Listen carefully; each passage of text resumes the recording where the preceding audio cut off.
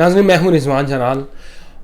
یہ والا ہفتہ جو پاکستان کی سیاست میں انتہائی گرم رہا، شہباز شریف، نواز شریف، پارلیمانی رہنماؤں کی فوج سے ملاقاتیں، پھر تردیدیں، زبیر عمر کا آرمی چیف سے ملنا اور پھر اس کے بعد اس کی تردید آنا، اور اس کے بعد سب سے بڑی خبر، سب سے اہم خبر وہ ہے میڈیسن کی پرائس، بجلی کی قیمتیں.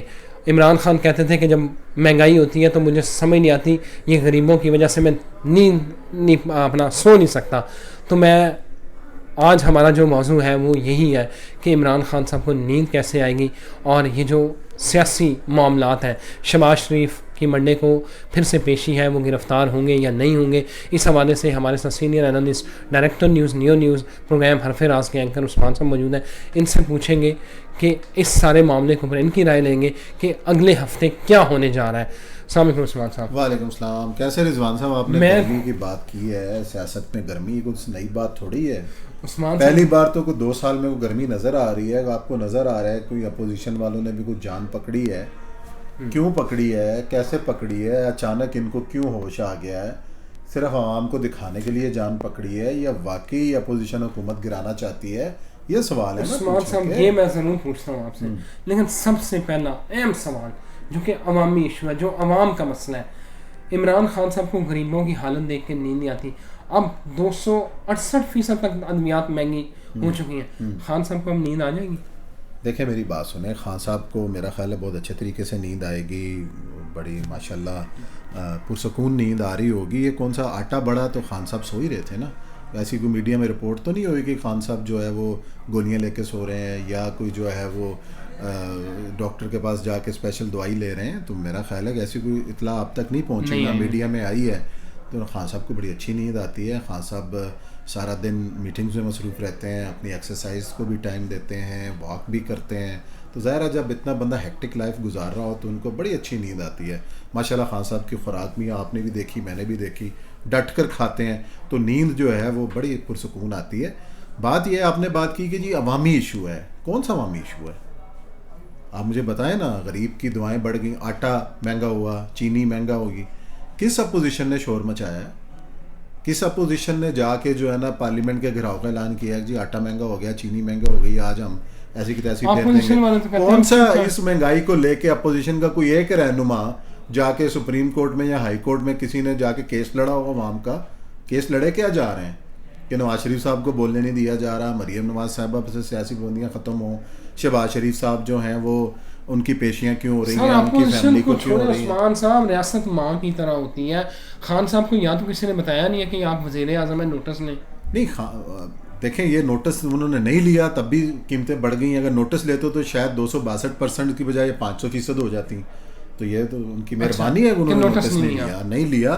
میرے نزدیک تو جو بات ہے نا سمجھنے والی، کہ جو کل جو لاجک سامنے آئی ہے کہ ہم نے ان دواؤں کی قیمتیں اس لیے زیادہ بڑھائی ہیں کہ تاکہ عوام کی پہنچ میں رہیں.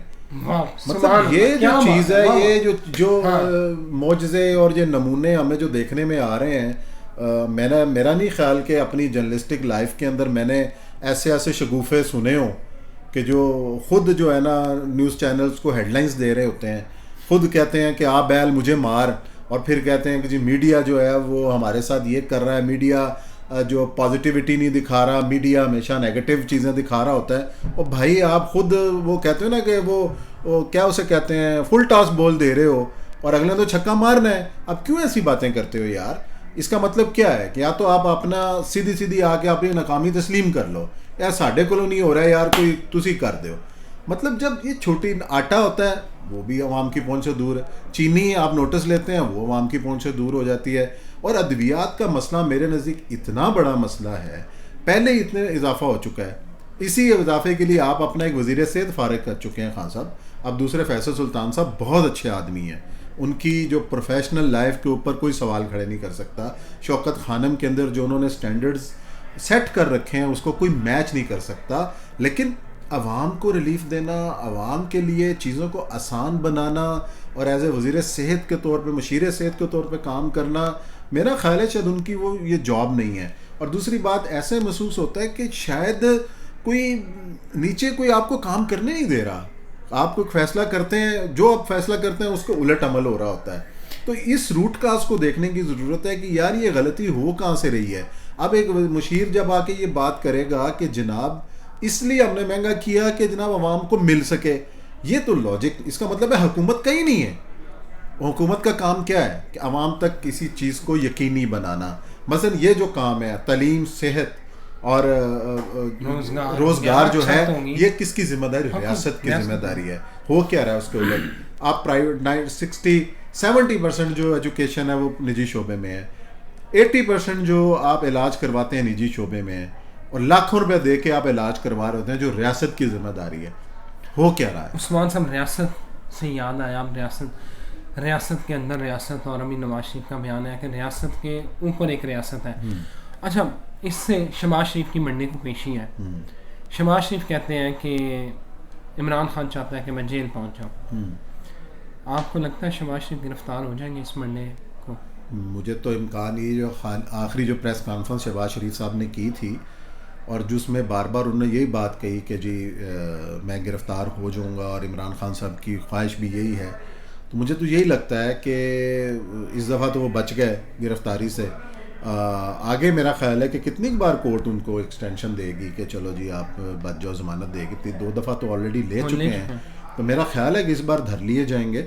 اور اب یہ کہنا کہ جی عمران خان صاحب کی خواہش پہ ہوگا یا کیا ہوگا, اس پہ تو میں تبصرہ نہیں کر سکتا کس کی خواہش ہے شہباز شریف صاحب کو پکڑنا. لیکن میرا سوال یہی ہے کہ شہباز شریف صاحب کو پکڑ لیں, شاہد حقان عباسی کو پکڑ لیں, سعد رفیق صاحب کو پکڑ لیں, نواز شریف صاحب کو باہر سے لا کے جیل میں ڈال دیں, مریم نواز صاحبہ کو لا کے جیل میں ڈال دیں. جیل میں ڈالنا کے حل ہے 2 سال کے اندر یہ بھی ہمیں بتائیں کہ یار آیا کیا ہمارے پاس. ہم نے ان کو, آپ نے ایک نیریٹو دیا کہ یہ کرپٹ چور, یہی ہم سن رہے ہیں نا. ٹھیک ہے, مان لیا چور ہیں, ان چوروں سے برآمدگی کیا ہوئی؟ اینڈ رزلٹ تو وہی ہے نا. کیا ان کی گرفتاریوں کے بعد عوام کو سستا آٹا مل رہا ہے, چینی مل رہی ہے, ادویات جو ہیں ان کی پہنچ کے اندر ہیں, لا اینڈ آرڈر بڑا کمال کا ہو گیا ہے. آپ دیکھیں نا جتنا پلینگ فیلڈ عمران خان صاحب کو ملا ہے کہ تمام ادارے جو ہیں ان کی پشت پر کھڑے ہیں, بقول ان کے بھی اور اداروں کے بھی, کہ ہم منتخب حکومت کے, جمہوری حکومت کے ساتھ ہیں. اپوزیشن کی اگر بات کریں منتشر نظر آتی ہے, مطلب آئیڈیل ماحول ہے پرفارمنس کے لیے. اگر پھر بھی کوئی مطلب وہ جیسے عمران خان کی زبانی اگر ہم بات کریں کہ جی موسم بھی بڑا اچھا ہے میچ کے لیے, پچ بھی جو ہے وہ بیٹنگ کے لیے بڑی سازگار ہے کہ آپ اس کے اوپر لمبی اننگ بھی کھیل سکتے ہیں, ٹیسٹ میچ بھی کھیل لیں, امپائر بھی آپ کے ساتھ ہے, ہر چیز آئیڈیل سچویشن ہے. اور تماشائی جو ہیں وہ بھی چپ ہیں, وہ بھی جو ہے وہ آپ کے لیے تالیاں بجانے کے لیے تیار ہیں. لیکن مسئلہ یہ ہے کہ بولنگ بھی جو ہے وہ بھی آپ کی مرضی کی ہو رہی ہے اپوزیشن کی جانب سے, اور پھر بھی آپ بیٹنگ نہیں کر پا رہے ہیں, تو پھر میرا خیال ہے کہ کچھ نہیں ہو سکتا. پھر قصور کوئی نہیں ہے. اس سچویشن کے اوپر اس سے اچھا تبصرہ میرا خیال نہیں ہو سکتا جو آپ نے کیا. عثمان صاحب ایک اور اہم بات, نواز شریف نے اے پی سی میں جو تقریر کی اس کے بعد جو انکشافات کا ایک سلسلہ شروع ہو گیا, شیخ رشید ہو یا مراد سعید ہو. اب ایک نیریٹو یہ آ رہا ہے, یہ ملے ہیں عسکری قیادت سے, ایک نیریٹو یہ آ رہا ہے کہ یہ سارا معاملہ نواز شریف کی تقریر ہی اتنی جاندار تھی کہ یہ اس کے اثر کو زائل کرنے کے لیے یہ والے انکشافات کیے جا رہے ہیں. میں سمجھتا ہوں رضوان کے الٹ ہے یہ. میرے نزدیک تو یہ ایک بڑی کنٹروورسی ہے جو اس وقت چل رہی ہے. پہلی بات یہ ہے کہ جو اے پی سی سے پہلے کی جو ایک اے پی سی ہوئی ہے جس کا شیخ رشید صاحب نے انکشاف کیا کہ جی نواز شریف صاحب کا نمائندہ بھی ملا, زبیر صاحب سامنے بھی آگے, D G I S P R نے بھی ان کا ذکر کیا. لیکن اگر اس اے پی سی کی بات کی جائے جو D G I S I اور جناب آرمی چیف صاحب نے مشاورت کے لیے پارلیمانی رہنماؤں کو بلایا تھا, اس کے اندر جو سب سے بنیادی سوال پوچھنے والا ہے وہ یہ ہے کہ اس اہم میٹنگ کے اندر وزیر اعظم صاحب کیوں نہیں تھے. بالکل صحیح ہے کہ آپ ایک اہم مشورہ کرنے جا رہے ہیں, مشاورت کرنے جا رہے ہیں, اور ایک مستقبل کا لاہ عمل طے کرنے جا رہے ہیں گلگت بلتستان کی حیثیت کے حوالے سے, تو یہ فیصلہ کون کر رہا ہے؟ شیخ رشید صاحب کہتے ہیں کہ بلائے ہی نہیں وزیر اعظم کو. ایک قسم کی یہ انتہائی حساس نوعیت کی میٹنگ تھی, اس نوعیت کی ایک انسائی ایک سیکورٹی میٹنگ تھی, ہماری سیکورٹی سے جڑا ہوا ہے گلگت بلتستان, سی پیک. اس کو موضوع بحث بنانا اس ملاقات کو بریک کرنا میڈیا کے اندر وہ کس جانب سے ہوا ہے یہ دیکھیں. کیا اپوزیشن کی جانب سے؟ اپوزیشن تو چپ تھی. کیا اپوزیشن کی جانب سے ہوا ہے؟ انڈین ایکسپریس پہ 17 ستمبر کو خبر لگتی ہے, 16 کو یہ میٹنگ ہوتی ہے, 17 کو خبر لگتی ہے, اور اس کے اندر یہ کوٹ کیا جاتا ہے senior minister of Pakistani government. Who was senior minister of Pakistani government. یہ وہی ہیں کہ جو پورے میڈیا میں اس ملاقات کا ڈنڈورا پیٹ رہے ہیں کہ یہ بولا, یہ بولا, یہ نہیں بولا, یہ بولا. بھائی آپ تو سیکورٹی بریچ کر رہے ہو, آپ اس چیز کا تو کوئی جائزہ لو. آپ کس کو متنازع بنا رہے ہو یہ اس قسم کی باتیں کر کے کہ یہ بھی ملا, وہ بھی ملا, وہ بھی ملا. تو کیا یہ نئی ملاقاتیں ہوئی ہیں یار؟ کیا پہلے ایسی ملاقاتیں آرمی چیف سے نہیں ہوتی رہی ہیں؟ یہ کون سی ایسی خاص ملاقاتیں ہو گئی ہیں کہ اس مرحلے کے اوپر آپ نے پورے میڈیا کے اندر, سوشل میڈیا کے اندر ایک نیا طوفان کھڑا کر دیا ہے؟ کس کو متنازع بنا رہے ہو آپ؟ یہ سوال کا جواب سوچنا چاہیے کہ بھائی اس پوری کنٹروورسی کے پیچھے کون ہے. اور آپ ان ملاقاتوں کو, نواز شریف صاحب کی تقریر جو بھی تھی اس کو پر چھوڑ دیں, ایک سائڈ پہ رکھ دیں. نواز شریف صاحب نے کی تقریر پہلے کہا گیا کہ آن ایئر نہیں جائے گی. آپ کو پتہ ہے نواز شریف نے کیا باتیں کرنی ہیں, ٹھیک ہے؟ اور ہم میڈیا, آپ میڈیا مین ہیں, ہم بھی پتہ ہے آپ پہلے پابندیاں کتنی لگتی رہی ہیں کہ یہ کنوکٹڈ ہے. مریم نواز کی خبردار تقریر آن ایئر کی, اسحاق ڈار کی تقریریں آن ایئر کرنے پہ آج بھی پابندی ہے کہ وہ کنوکٹڈ ہیں. تو نواز شریف صاحب بھی تو کنوکٹڈ ہیں. یہ اس ہفتے 10 دن میں ایسا کیا وہ کارنامہ انجام ہو گیا کہ نواز شریف صاحب کی تقریر تو آن ایئر چلی گئی ہے, اور وہ پہلے تو ان کو خود یقین نہیں تھا کہ ہماری تقریر آن ایئر جائے گی. انہوں نے سوشل میڈیا کی, اور ایک دن پہلے تمام وزراء اور مشیر یہی کہہ رہے تھے کہ ہم دیکھیں گے کس طریقے سے یہ تقریر آن ایئر جاتی ہے. تقریر آن ایئر بھی گئی. بعد میں خود وزیر اعظم صاحب کے یہی مشیر یہ کہنے لگے کہ جی عمران خان صاحب کی سیاسی بصیرت تھی کہ انہوں نے اجازت دی. تو پھر عمران خان صاحب پہ بھی آنت جرم کا مقدمہ بنتا ہے کہ اگر انہوں نے کنوکٹڈ سابق وزیر اعظم کی تقریر آن ایئر جانے میں معاونت کی ہے تو وہ بھی پھر شریک جرم ہوتے ہیں. کیوں جانے دی گئی؟ ان چیزوں کو غور کریں کہ یہ ہو کیا رہا ہے, اس کے پیچھے, پردے کے پیچھے کیا چھپا ہوا ہے, ٹارگٹ کیا ہے. سب سے بڑی بات وہ یہ کہ حالات آپ کے کیا ہیں اس وقت ملک کے اوپر. سیکورٹی کے حالات ہیں, آپ پہ FATF کی تلوار لٹک رہی ہے, آپ پر عالمی دباؤ ہے, امریکہ پیچھے پڑا ہوا, اور کئی فیکٹرز ہیں. آپ جو ہے اس وقت کیا ثبوت دے رہے ہیں, آپ کی اپوزیشن کیا کر رہی ہے, آپ کے وزراء کیا کر رہے ہیں. آپ اس ادارے کو جو پاکستان کی تحفظ کا, سیکورٹی کا ضامن ہے, جس میں وجہ سے پورے ملک ایک ساتھ جڑا ہوا ہے, آپ اس کو متنازع بنا رہے ہیں یار ان چیزوں سے. سر یہ دیکھیں نا عثمان صاحب, ابھی کل ایک چینل پہ عبدالغفور حیدری صاحب بتا رہے تھے کہ جب دھرنا ہو رہا تھا مولانا فضل الرحمان کا, تو اب یہ دیکھیں نا یہ چیزیں کھل رہی ہیں. انہوں نے کہا کہ ہمیں خود آرمی چیف نے بلایا, ہمیں دعوت دی, اور انہوں نے کہا کہ آپ یہ آزادی بات جو کر رہے ہیں یہ نہ کریں, اور ہم جو نواز شریف کے خلاف کام کر رہے ہیں ہمیں کرنے دیں. اور ساتھ ہی کل اسی شو میں جو جنرل جہاز امان صاحب ہیں وہ کہتے ہیں کہ پاکستان کی جو فوج ہے وہ ایک بہت بڑی پاپولر سیاسی پارٹی ہے پاکستان کی. مجھے یہ بتائیں کہ یہ آنے والا منظرنامہ بن کیا رہا ہے, یہ اونٹ کس کروٹ پہ؟ میرا خیال ہے کہ میں دونوں کی باتوں سے اتفاق نہیں کرتا کہ جہاز امان صاحب نے اگر یہ کہا ہے کہ پاک فوج جو ہے وہ سیاسی پارٹی ہے, یہ بالکل غلط بات ہے. ان کی اپنی رائے ہو سکتی ہے, میں نہیں سمجھتا کہ فوج کا اس طرح.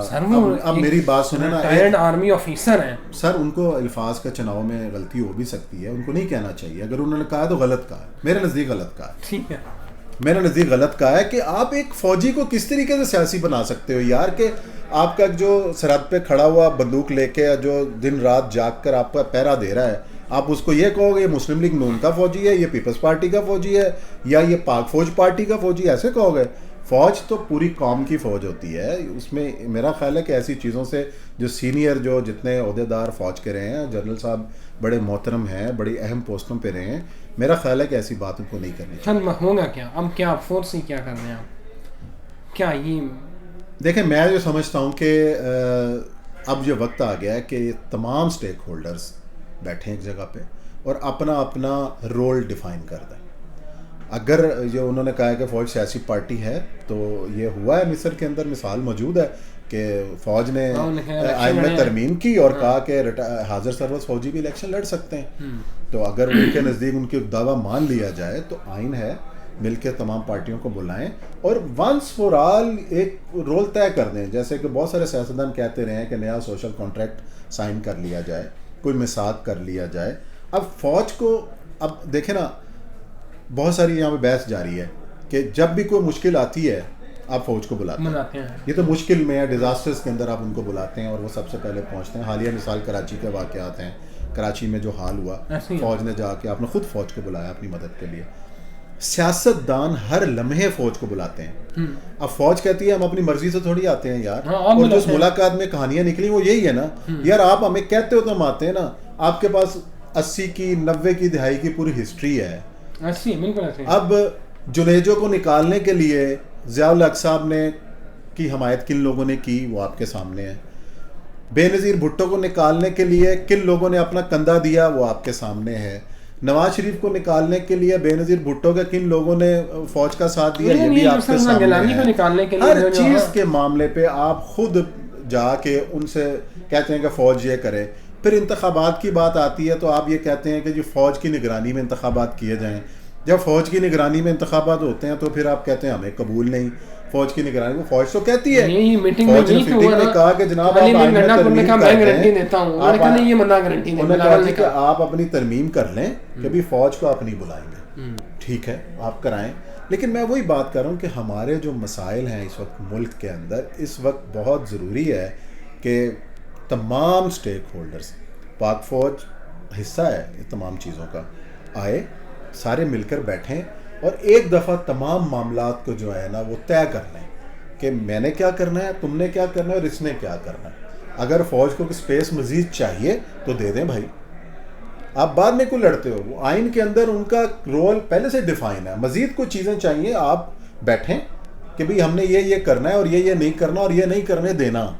تو جو آپ کی لمٹ ہے وہ بھی بتا دیں, ان کی لمٹ ہے بتا دیں, ونس فار آل مسئلہ حل ہو جائے تاکہ روز روز لڑائی ہو ہی نہ کہ جو اس کا آپ گھسیٹنا متنازع کر رہے ہوتے ہیں چیزوں کو. اس طریقے سے سیاستدان متنازع کر رہے ہوتے ہیں. خود آپ کے جو آپ سینئر لوگ ہیں فوج کے, وہ اگر ایسے بیانات دے رہے ہوتے ہیں تو متنازع کون ہے یار, کس کو کر رہے ہیں, کس ادارے ہو رہے ہیں. تو ان کو بیٹھ کے پاکستان کی خاطر بیٹھنا چاہیے, پاکستان کی بقا کے لیے, پاکستان کی ترقی کے لیے. اب ہمارے حالات ایسے نہیں ہیں کہ ہم ان چیزوں کو افورڈ کریں. تھینک یو ویری مچ عثمان صاحب. آپ نے عثمان صاحب کا تجزیہ سنا جو کہ بہت زیادہ ریشنل تھا, بہت زیادہ پریکٹیکل تھا. سارے اداروں کو بیٹھ کے سوچنا چاہیے اور ایک رول ڈیفائن کرنا چاہیے تاکہ ادارے اور پاکستان اس کی سالمیت وہ متنازع نہ ہو. Thank you very much.